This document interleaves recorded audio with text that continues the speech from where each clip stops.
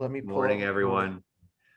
Just making sure that my sound settings are correct. Great. For those of you who were in the class back in July, this is the last time I brought this in. Um, it's always interesting doing music before we dive into the psalm for the first time.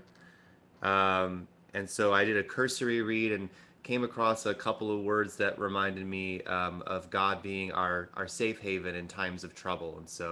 Um, be doing it as both play in and play out. So if it doesn't resonate right away at the very beginning, maybe it will when we get to the end of class today. And I don't have the text on screen anymore, Harold, but maybe it's just me. Oh, no. I don't see it either. Okay, well, here it goes again. It was there briefly.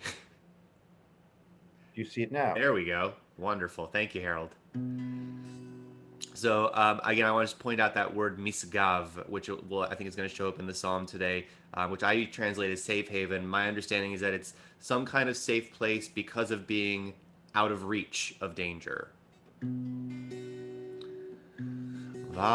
Va'ani ashir uzecha va'aranein laboker chasdecha ki haita niskav li umanos beyom tzani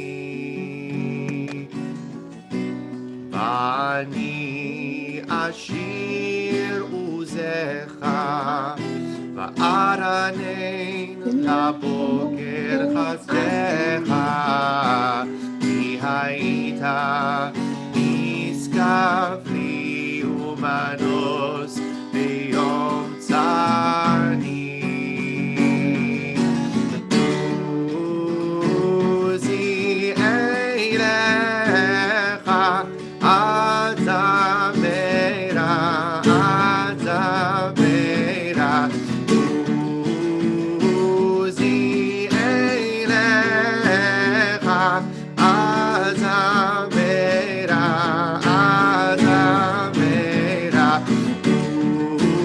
Uzi Eilecha, Azamera, Azamera. Uzi eilecha azamera, azamera. Vani ashir uzecha va'aranein laboker chasdecha ki haita niskav li umanos beyom tzani.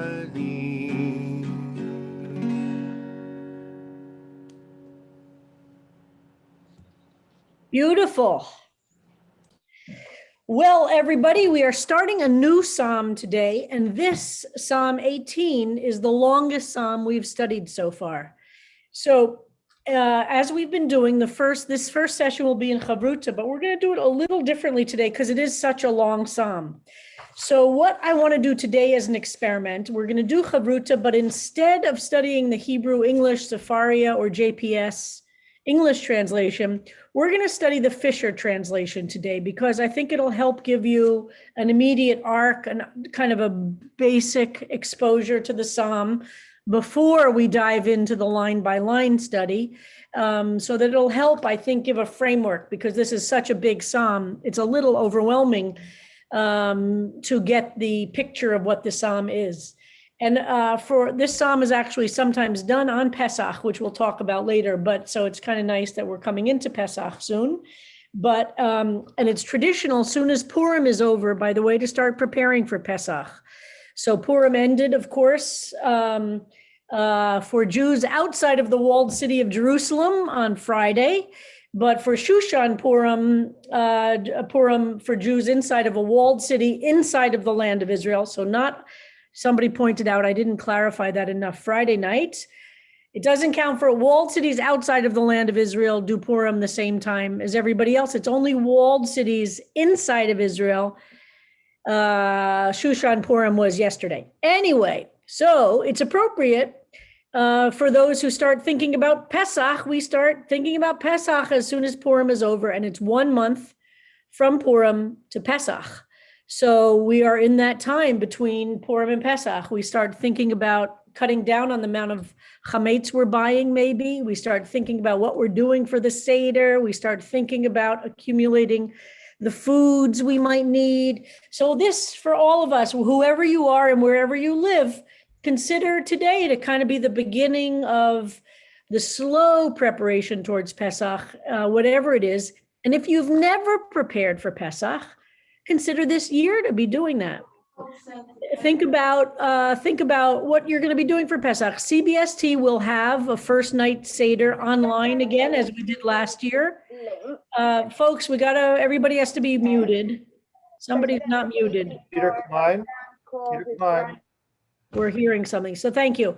So the first night Seder, CBST will be having online.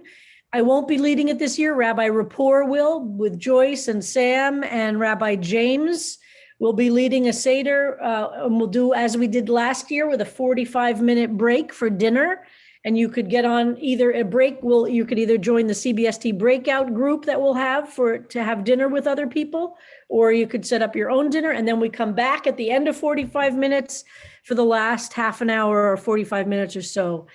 And Hallel is an important part of the Seder, not to mention for the morning services of Pesach. So March 18th, when I'm going to be away, I'm going to LA. Rabbi Rapport is going to be teaching Psalms of Hallel more deeply than I did last year. I did a cursory review. She's going to be doing Psalms of Hallel from March 18th to March 24th, I think. So that's just a little, you'll get all of this in an email. But in any case,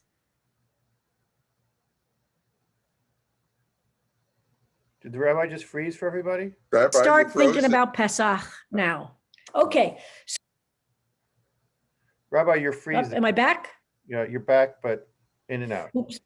Okay, I'm gonna have to go back to the study and go back to the internet. Sorry. So I'm gonna get us into breakout groups. Can you understand me now? Yes. So we're gonna do breakout groups. What I want you to do is each person in the breakout group read, 4 or 5 lines each and go back and forth if there are 2, 3, or 4 of you, and try and read through the entire psalm and then go back in Fisher. We're using the Fisher translation, so hopefully you have that in front of you.